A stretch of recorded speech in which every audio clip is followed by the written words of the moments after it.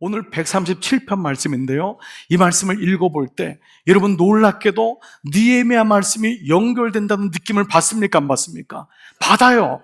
바빌론의 포로로 잡혀가가지고 거기서 예루살렘 시온성을 그리워하면서 쓴 게 바로 이 137편이에요. 여러분 이것도 놀랍지 않나요? 느헤미야 끝나고 이제 문 닫으려고 했더니 137편에 또다시 느헤미야를 기억하게 하는 거예요. 그래서 이 느헤미야가 어떻게 끝까지 하나님께 영광 돌리는 삶을 살았냐, 이것이 바로 오늘 시편 137편과 연결됩니다. 즉 그들은 바벨론 포로로 끌려갔어요. 거기서 나라를 잃은 슬픔을 그대로 견딥니다. 얼마나 그 아픔이 크겠어요. 수치를 그대로 겪는 거예요. 근데 거기서 바벨론 시온성을 너무 그리워하는 거예요. 그때가 좋았는데 그 고국 땅을 밟아보고 싶은 거예요. 근데 이미 4,000km나 되니까 엄두를 낼 수가 없는 거예요. 갈 수가 없어요. 포로예요. 거기서 예배드렸던 그때, 그래서 여기서라도 믿음을 지키겠습니다 결단. 그리고 137편은 가장 큰 탄원시예요. 하나님, 우리에게 수치를 준 그들을 그냥 놔두지 말아주세요. 우리의 자녀들을 메어 던졌던, 성에서 떨어뜨렸던 저들을 하나님 그냥 놔두지 말아주세요. 그러한 탄원시로 고백하는 게 137편입니다. 자, 1절을 잠깐 볼까요? 펜 들고 1절 시작. 우리가 바빌론의 강변 곳곳에 앉아서 시온을 생각하면서 울었다. 바벨론의 강변 저기저기서 모여가지고요, 나라 잃은 서러움. 시온은 예루살렘 성이거든요. 그걸 생각하면서 울었다는 거예요. 여러분 마음이 아마 감정이입이 될 거예요. 2절에도요, 그 강변 버드나무까지, 이거는 바벨론만 있는 버드나무거든요. 거기 이 바벨론 버드나무에 예배 때 쓰던 수금을 걸어 올려놓은 거예요. 그렇게 예배를 드리고 싶은데 성전이 없는 거예요. 황폐가 된 거예요. 자, 그런데 3절 보세요. 우리를 사로잡아온 자들이 거기에서 우리에게 노래를 청하고, 너희들 노래 잘 부르지 않냐? 찬송가 불러보라는 거예요. 너희들 하나님 어디 있냐라는 거예요. 너희는 포로인데 얼마나 수치를 당합니까? 우리를 짓밟아 끌고 온 자들이 저희를 흥을 돋워. 술 한 잔 먹는 거예요. 이게요, 이 원어가요, 술을 먹으면서 돋구라는 거예요. 흥을 돋아라, 너희들 노래를 불러라, 춤을 춰라. 이렇게 수치를 당하는 겁니다. 그때 5절에 이런 결단해요. 예루살렘아, 내가 너를 잊는다면, 내가 성전을 잃는다면 내 오른손아 너는 말라 비틀어져 버려라. 나는 주님의 성전을 잊을 수가 없어요. 그 고백을 하는 거예요. 내가 너를 잊는다면 너의 혓바닥에 달라붙어라. 그게 바로 6절 말씀이 이루어져요. 왜 이렇게 그들이 울지요? 왜 고백하죠? 영적인 와신 상담이에요. 그리고 돌아보니까 너무 비참한 거예요. 왜 우리가 이 지경까지 왔는가 돌아보게 되는 거예요. 여러분, 삶에는 돌아보는 게 정말 중요합니다. 그래서 비탄의 아픔이지만 우리가 그때 그러지 말았을걸. 왜 우리가 그때 그랬을까? 왜 우리 할아버지 할머니가, 왜 우리 아버지 엄마가 그때 이렇게 돼가지고 우리는 여기 와 있을까? 자녀들은 부모님이 한 것에 대해서 원망의 탄원이 바로 이 137편 말씀인 거예요. 이런 차원에서 우리는 역설적으로 역으로 한다면은 느헤미야 13장 말씀에 느헤미야는 마지막 그 아닥사스도 왕에게 잠깐 갔더니 그 사이를 참지 못하고 다시 다 변절한 거예요. 그 아버지 어머니가 잠깐 믿음을 잃었더니 자녀들이 다 돌아선 거예요. 그럴 때 느헤미야가 돌아와가지고 다시 그들을 언약을 갱신해요. 그래서 오늘 말씀에 4가지의 원리를 다시 제공하는 거예요. 그래서 이 말씀은 역설적으로 말하면은 오늘 우리가 망하지 않으려면, 오늘 설교 제목이 뭐예요? 바벨론 강가에서 울지 않으려면, 이것을 느헤미야 13장의 말씀을 통해서 다시 붙잡는 겁니다. 그래서 마치 시편 137편은 느헤미야의 후기 같은 거예요. 자, 4가지 말씀을 드리도록 하겠습니다. 먼저 1절로 3절로 느헤미야는 무엇을 경홀히 여기지 말라고 질책할까요? 바로 하나님 말씀입니다. 하나님 말씀을 경홀히 여기면 안 된다. 이것 때문에, 그래서 이스라엘 백성이 바빌론 강가에서 울면서 우리가 그때 하나님 말씀을 경홀히 여겼어, 하나님 말씀을 우습게 여겼어, 만으로 여겼던 것을 보는 것입니다. 자, 그때 어떤 일이 일어났죠? 느헤미야 13장의 말씀을 통해서 한번 볼게요. 13장 1절, 그날 시작. 그날 백성에게 모세의 책을 읽어주었는데 거기에서 그들은 다음과 같이 적혀 있는 것을 발견하였다. 암몬 사람과 모압 사람은 영원히 하나님의 총회에 참석하지 못한다. 여러분, 이 말씀을 우리가 이미 묵상했던 적이 있는데 이것은 구약의 신명기 23장 1절에 나타난 말씀이에요. 그래서 이 말씀을 읽혀준 거예요. 신명기에 있는 말씀에 이 가나안 땅에 들어갈 때 모압과 암몬은 여호와의 총에 들어오지 못한다. 이 말은 그들을 잘 보라는 거였어요. 이 말씀을 그냥 준 게 아니다라는 거예요. 물론 여러분, 왜 하나님이 모압과 암몬만을 미워하겠어요? 이거는 미워해서가 아니에요. 이거는 그들이 하나님이 그렇게 많은 시간을 줬어요. 기회를 줬는데 회개할 기회를 줬지만 돌아서지 않았던 거예요. 암몬과 모압에게 계속 하나님이 찬스를 줘요. 근데 돌아서지 않아요. 그리고 이스라엘의 구원을 끝까지 막아요. 정말 끝까지 막아요. 이 사람들의 삶의 목표는 마치 구원받은 자를 무너뜨리는 게 삶의 목적인 것처럼, 그래서 하나님은 어쩔 수 없이 이들에게 멸망해요. 여호와의 총에 들어오지 못한다 선언을 한 거예요. 사랑하는 여러분, 우리는 때로 하나님의 속성을 사랑으로만 이해할 때가 있습니다. 여러분, 그러나 부모님이 한없는 사랑을 가지고 있지만 때로는 부모님처럼 엄한 분이 없습니다. 옆집의 아저씨가 우리 아이를 때립니까? 여러분, 그러면 그건 고소해야 됩니다. 여러분, 옆집의 아저씨는 절대 나무라잖아요. 내 아이니까. 때로는 아이가 컸는데도 아이가 엄마의 팔이나 아빠의 팔을 잡지요. 그런데도 그 엄마가 아빠가 아이를 때릴 수 있는 게 뭐예요? 꾸짖을만 할 수 있는 게 이게 사랑입니다. 그런데 이 기회를 놓쳐버린 거예요. 그래서 우리는 구약에 나와 있는 말씀 중에 심판이란 말씀을 하나님의 사랑이 없다고 하는 것을 오해하시면 안 돼요. 오죽했으면 하나님이 심판을 주겠냔 말이에요.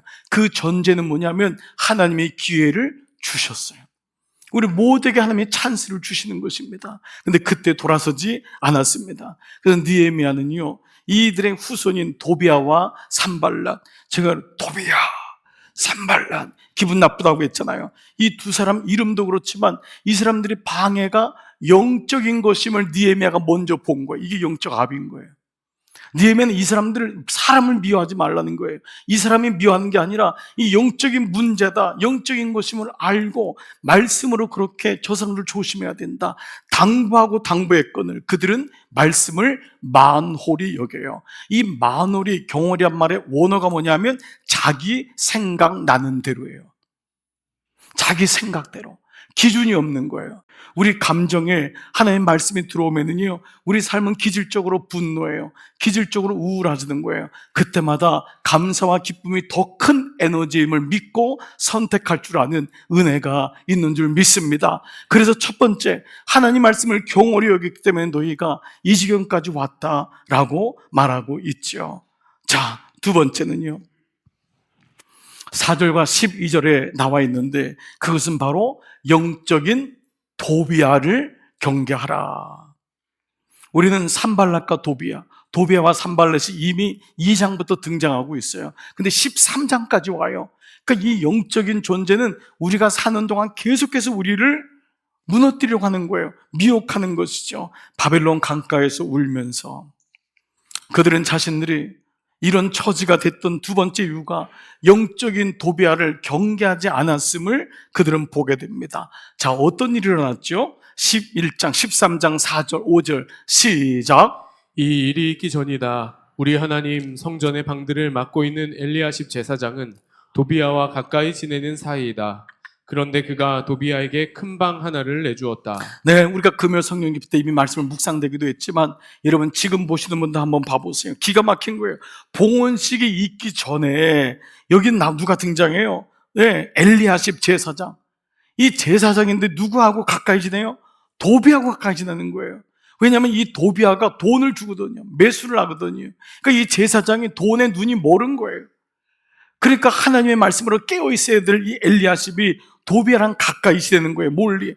그런데 또 하나 더 나가서 도비아에게 큰 방 하나를, 성전의 방을 이 도비아한테 줘요.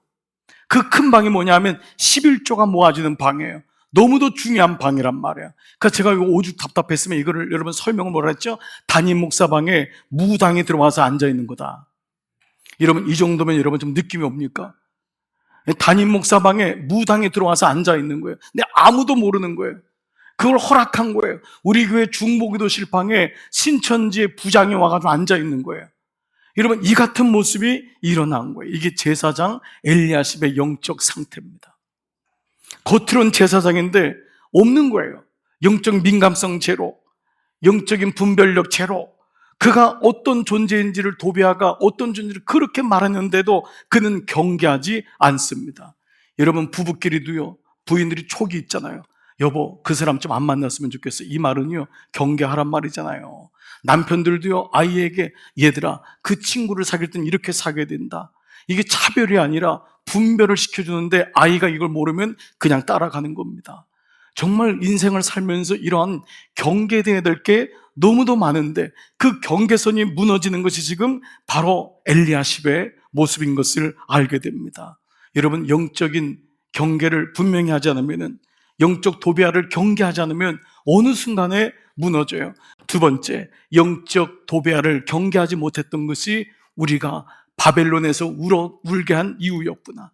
울지 않으려면 영적 도배아를 경계해야 된다라는 것입니다. 세 번째는요, 15절부터 21절인데요. 자, 느헤미야는 뭐라고 질책하냐 하면 바로 안식일의 영성을 회복하라고 질책합니다.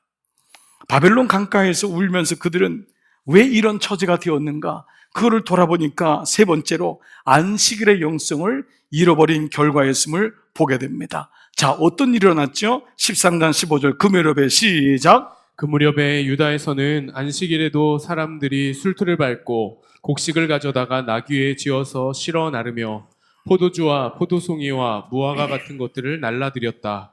안식일인데도 사람들이 이런 여러 짐을 지고 예루살렘으로 들어오는 것이 나의 눈에 띄었다. 뭐 이 말씀 다 쓰려면 오늘 뭐 너무 여기 나와 있는 거 다 얘기할 수 없지만 안식일인데도 분명히 안식일과 안식년을 지키기로 약속을 했잖아요. 그런데 안식일이 되니까 슬금슬금 성 밖으로 나가서 장사하기 시작하고, 안식일에 일하니까 뭐예요? 빨리 성문을 열고 나가야 되고 늦게까지 일하고, 그러다 보니까 예배도 중요하지 않고 말씀 묵상도 중요하지 않고 우선순위가 완전히 바뀌어버린 거예요. 그래서 느헤미야가 어떻게 합니까? 15절에 나는 안식일에는 사고 파는 일을 하지 말라고 경고하였다. 먼저 경고해요. 먼저 경고하는 거예요. 그리고 17절 18절 나는 유다의 귀족들을 꾸짖었다. 부모를 꾸짖은 거예요. 먼저 모범이 되는 사람이 어떻게 이룰 수가 있냐? 당신들이 이러니까 당신들의 자녀가 안식일을 우습게 여기지 않냐? 꾸짖는 거예요. 근데 사실 여러분, 경고하고 오늘 꾸짖는다, 이 말이 뭐 제가 아무리 여기서 한다 해도 누가 여러분을 꾸짖을 수 있습니까? 누가 경고할 수 있습니까? 오늘 이 시간 성령께서 여러분의 마음에 정말 말씀하시고 여러분을 꾸짖고 여러분을 질책하실 때 듣기를 주의 이름으로 축복합니다. 이게 예배인 거예요. 예배인 거예요.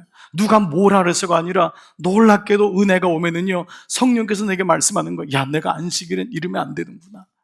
내가 이 안식일은 이러면 안 되는구나. 자, 그렇다면요, 이게 좀 심각하게 느껴지지만은 우린 이런 질문을 할 수 있어요. 왜 안식일은 일하지 않고 안식하라는 걸까?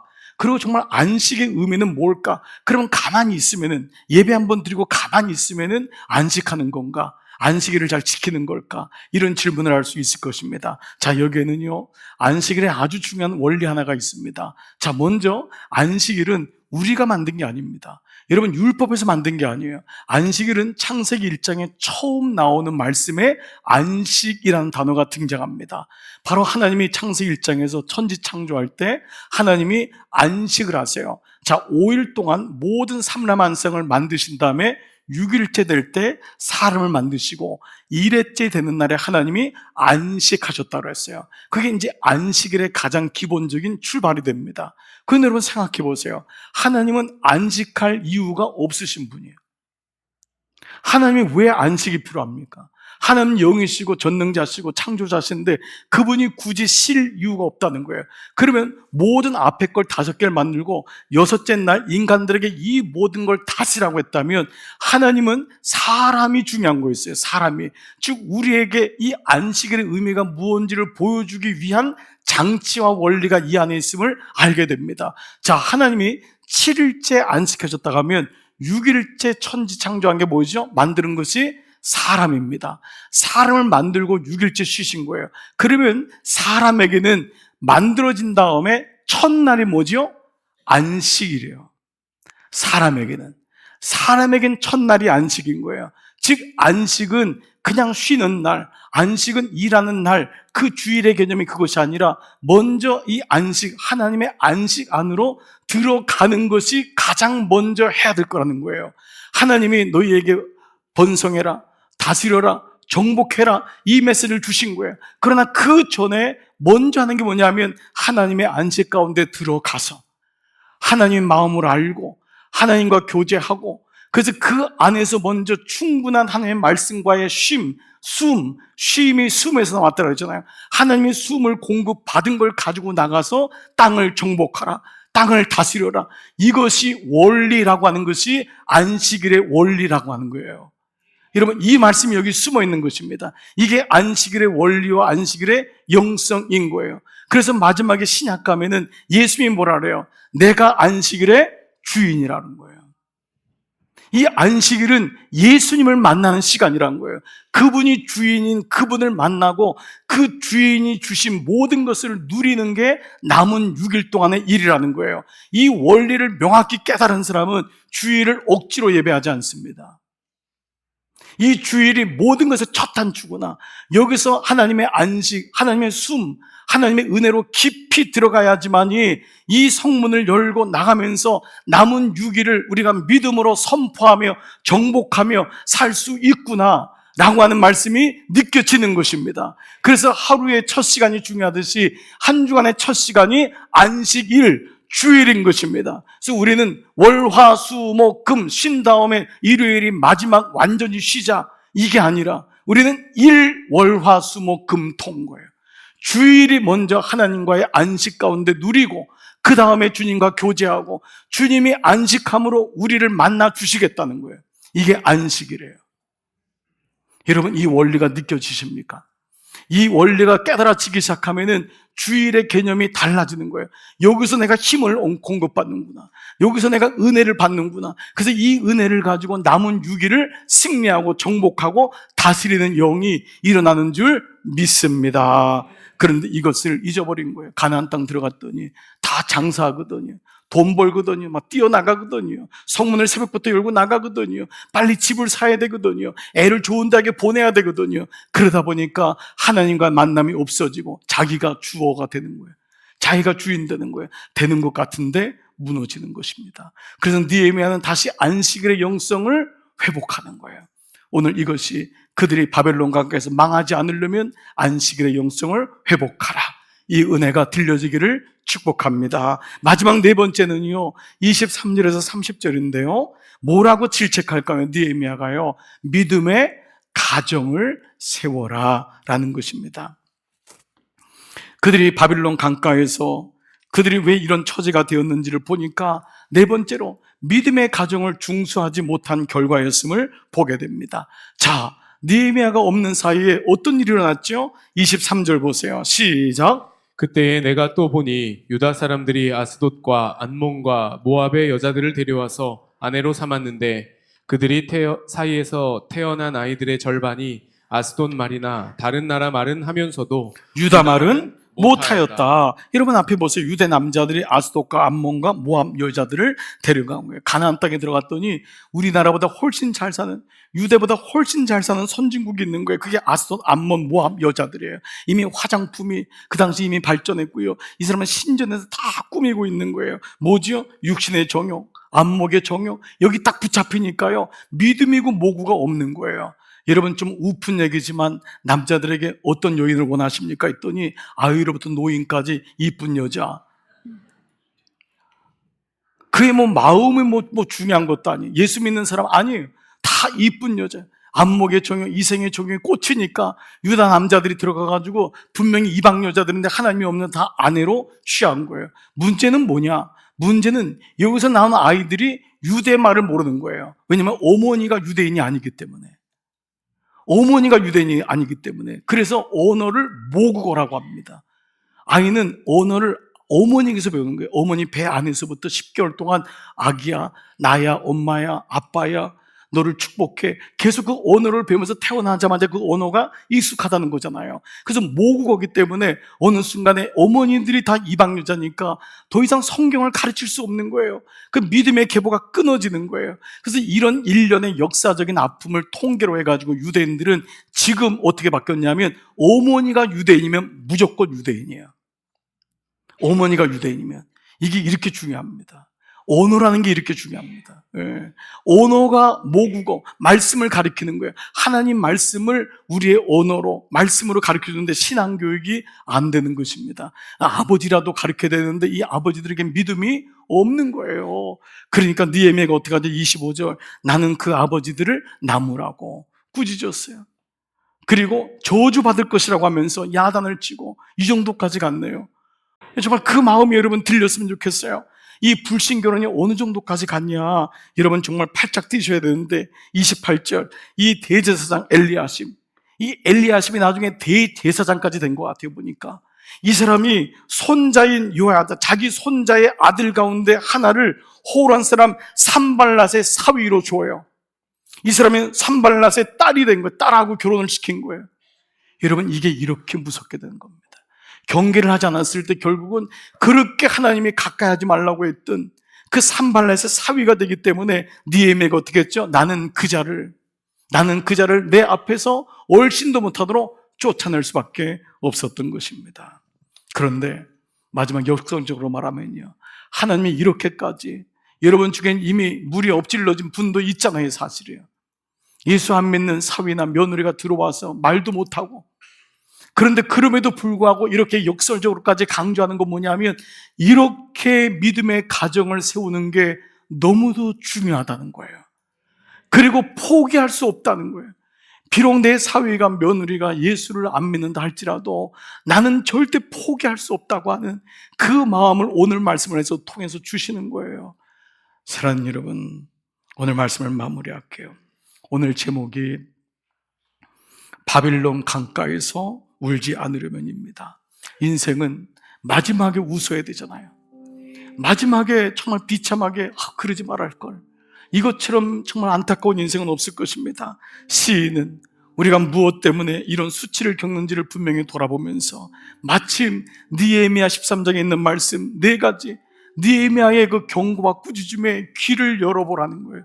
목사인 저도 하나님 성령께서 말할 때 꾸지람을 들어야 돼요. 똑같은 겁니다. 누가 꾸지람을 하겠어요? 그 말씀을 들을 때 첫 번째, 하나님 말씀을 만으로 여기지 말아라. 절대 가벼이 여기지 말아라. 그 말씀을 무겁게 여기고 그 말씀을 순종하라. 두 번째, 거룩과 정직의 영으로 영적 도배를 경계해라. 정말 무너뜨리는 게 너무 많다는 거예요. 그 미혹을 경계할 수 있는 힘을 기르라는 거예요. 세 번째, 참 안식일의 영성으로 한 주간의 시작을 예배로 시작하는 것, 이것이 주일이 너무 소중한 안식일의 영성의 원리라는 것. 네 번째, 힘은 들겠지만 안식일 그 가정을 믿음의 가정으로 중수해야 된다. 그 가정을 포기하면 안 된다. 이 말씀이 우리에게 다시금 우리 새겨지는 이 아침입니다. 그때 비로소 우리는 느헤미야의 마지막 고백, 바로 우리가 처음에 고백했던 나의 하나님, 나를 기억하여 주십시오. 그리고 복을 내려주십시오. 주님, 나 같은 사람에게 이런 은혜를 주는 게 웬 은혜입니까? 내가 복된 길을 걸어가도록 도와주십시오. 이 말의 의역입니다. 복을 내려달라는 것은 그저 잘 사는 게 아니에요. 하나님, 이 길을 걸어가도록 저에게 복을 주십시오. 제가 이 길을 끝까지 걸어갈 수 있도록 이런 은혜가 여러분에게 임하여 사랑하는 여러분 모두에게 바벨론 강가에서 울지 않고 오히려 하나님을 찬양하고 기뻐하며 후대하시는 주님을 영광 돌리는 여러분 모두가 되시기를 주님의 이름으로 축복합니다. 여러분, 이 말씀으로 승리하기를 기도합니다.